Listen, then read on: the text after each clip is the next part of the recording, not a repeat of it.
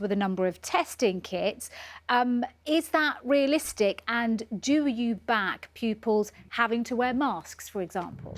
So for younger children, I think there's much less risk. For nursery school children and for primary school children, they will be able to be in their class bubbles, and they will be able to mix. So I think that is slightly different. With older children, of course, you've got larger schools. They're going to have different, stricter systems, one-way systems around the school, and the like. I would like to see testing and tracking very, very often within schools. So that's something which I think has to continue to improve.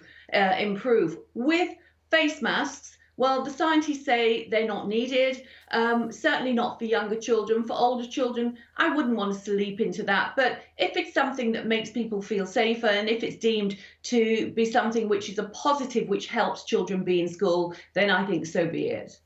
Dr. Chris, if we turn to you, Anne was saying there that, children don't appear to suffer as badly with coronavirus, don't necessarily pick it up so much, but I suppose they could still pass it on to parents or grandparents or other people within the community. Where do you stand on kids wearing face masks in the classroom? Is that something we're going to see sooner or later?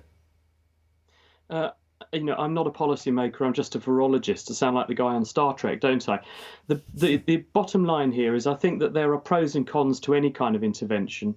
As a member of the NHS, when I'm at work, having to wear a face mask at work, and it's deeply unpleasant. I can't understand sometimes what my colleagues are saying to me.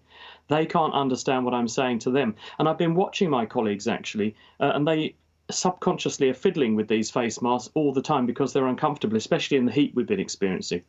And that means that actually that there may be a downside to wearing these face masks, because although they cut down the droplet spread from an individual, and that's how we think they may work to mitigate a bit the spread of infection, actually when you start touching them and adjusting them, then you can be putting infection back onto them, but also taking anything off of them onto your fingers, which you then put into your eyes or in your nose and your mouth. So you've got to weigh these sorts of things up. And I think when the children are at school, this could be a very, very big distraction, especially for smaller kids, especially initially. And we need to be prepared for how we're going to handle that.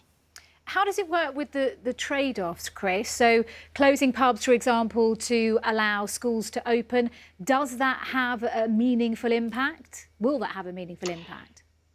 OK, well, if you take a step back and think of this in terms of how viruses spread and how they actually go from one person to the next. This is all about chains of transmission.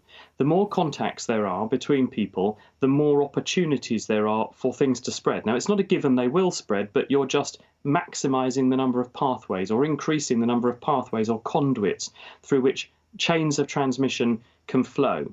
So if you therefore minimise those conduits, or reduce them wherever possible, you reduce the chance of transmission. And so that's where these trade-offs come in, that if we think about the whole of society as a burden of disease, then we're willing to tolerate a certain burden of disease as long as we can keep it monitored, keep it under control, up to a point. And therefore, we can adjust the formula, as it were, so that we can have that amount of disease we're willing to tolerate in some sectors of society and not in others. And so the idea of a trade-off is, if we know that